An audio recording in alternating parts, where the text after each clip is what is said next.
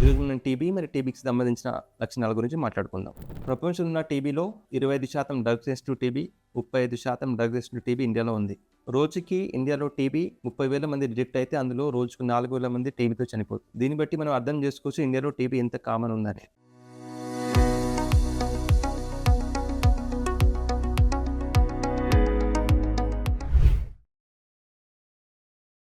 Hello అండి, నేను doctor పిపావ్ Tirupati, consultant chest physician, Ashwini hospital, Yellareddypet. TB అనేది మనిషికి హెడ్ పైన వెంట్రుకల నుండి కాళ్ళకున్న గోరు వరకు వస్తుంది. కాబట్టి ఊపిరితిత్తుల నుంచి చర్మం దాకా ఏ భాగానికైనా టీబీ వచ్చే అవకాశం ఉంటుంది. కానీ మనిషిలో ఎక్కువ శాతం టీబీ ఊపిరితిత్తుల్లోకి వస్తుంది.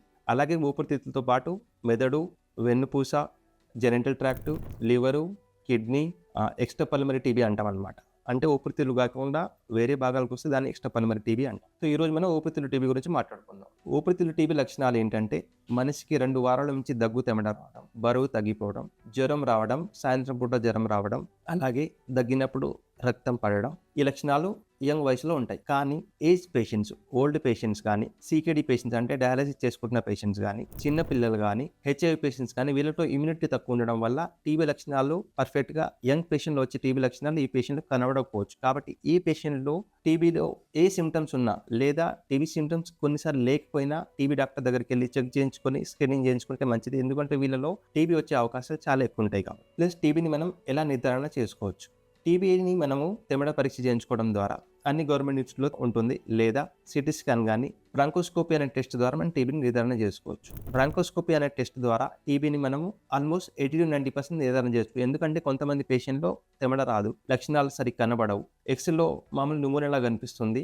ఎవరికైతే ఎక్స్లో న్యూమోనియా నెల రోజుల మించి తగ్గుతలేదో, లేదా కొంతమందికి దగ్గు తెమడ రావడం, వాళ్ళు పర్ఫెక్ట్గా ట్రీట్మెంట్ తీసుకోకపోవడం, లోకల్ డాక్టర్తో చూయించుకొని దాన్ని నెగ్లెక్ట్ చేయడం, ఈ పేషెంట్లో టీబీ ఉండే అవకాశాలు ఎక్కువ ఉన్నాయి. ఇండియాలో రీసెర్చ్ ప్రకారం తెలిసింది ఏంటంటే ఒక మనిషికి నిజంగా టీబీ వచ్చినప్పుడు ఆ టీబీ ఉన్న పేషెంట్ ఒక డాక్టర్ దగ్గర చేరుకోవడానికి పట్టే సమయం 45 రోజులు. అంటే ఒక పేషెంట్కి నిజంగా టీబీ వచ్చి ఆయనకు తెలియకుండా తర్వాత నిజంగా డాక్టర్ దగ్గరికి వెళ్ళి ట్రీట్మెంట్ స్టార్ట్ అయ్యే delay time is 45 days. So దీన్ని బట్టి టీబీ ఎంత మిస్మేనేజ్డ్ అవుతుంది, ప్లస్ టీబీ పేషెంట్స్ ఎంత సఫర్ అవుతున్నారు మనం అర్థం చేసుకోవచ్చు. సో టీబీకి ట్రీట్మెంట్ అనేది కంపల్సరీ ఉంది.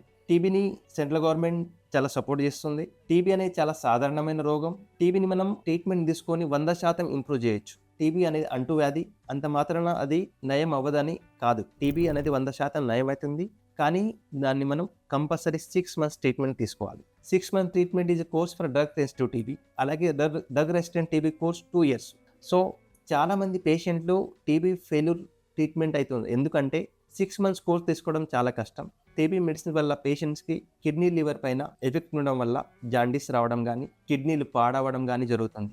ఇలాంటి పేషెంట్స్ని డాక్టర్ దగ్గరికి వెళ్ళినప్పుడు వాళ్ళు రొటీన్గా యూజ్ చేసే టీబీ మెడిసిన్స్ వాడినప్పుడు వచ్చే సిమ్టమ్స్ రాకుండా వేరే హెపటోసేఫ్ రెజిమెన్ అని చెప్పి లేదా రీనోసేఫ్ రెజిమెన్ వాడడం వల్ల మనము 6 months కోర్స్ని సక్సెస్ఫుల్గా కంప్లీట్ చేసుకోవచ్చు, లక్షణాలు, సిమ్టమ్స్, సైడ్ ఎఫెక్ట్స్ ఉన్నా కానీ. కాబట్టి టీబీ 6 months కోర్స్ నెగ్లెక్ట్ చేయకూడదు. Compulsory 6 months treatment. చాలా మంది పేషెంట్స్ 2 months 3 months వాడి మానేస్తుంటారు. అలాంటప్పుడు ఏమవుతుందంటే ఈ డ్రగ్ సెన్సిటివ్ టీబీ ఏదైతే తక్కువ టైంలో నయనమయ్యే టీబీ ఉంటుందో అది ఇట్లా టీబీ మెడిసిన్స్ ఇంటరప్ట్ చేయడం వల్ల కానీ లేదా నెగ్లెక్ట్ చేయడం వల్ల సరైన పోషక పదార్థాలు తీసుకుపోవడం వల్ల కానీ ఈ డ్రగ్ సెన్సిటివ్ టీబీ అనేది డ్రగ్ రెసిస్టెంట్ టీబీగా కనబడే అవకాశం ఉంటుంది. కాబట్టి అందరూ కంపల్సరీ 6 months ట్రీట్మెంట్ తీసుకోవాలి. డ్రగ్ రెసిస్టెంట్ టీబీ 2 years కోర్స్ని వెళ్లకుండా సెన్సిటివ్ టీబీ 6 months వాడుకొని ప్రివెంట్ చేసుకోవాలి. అలాగే టీబీని మనం ఎలా ప్రివెంట్ చేయొచ్చు. టీబీ అనేది కమ్యూనిటీ ప్రాబ్లం. టీబీ అనేది మనకు తెలియదు, ఎవరికి ఉందో తెలియదు. మనం సస్పెక్ట్ చేయలేం. క్రౌడ్కి వెళ్ళినప్పుడు, అంటే క్రౌడీ ప్లేసెస్లో వెళ్ళినప్పుడు, లేదా హెచ్ఐవి ఉన్న పేషెంట్స్, పిల్లలు,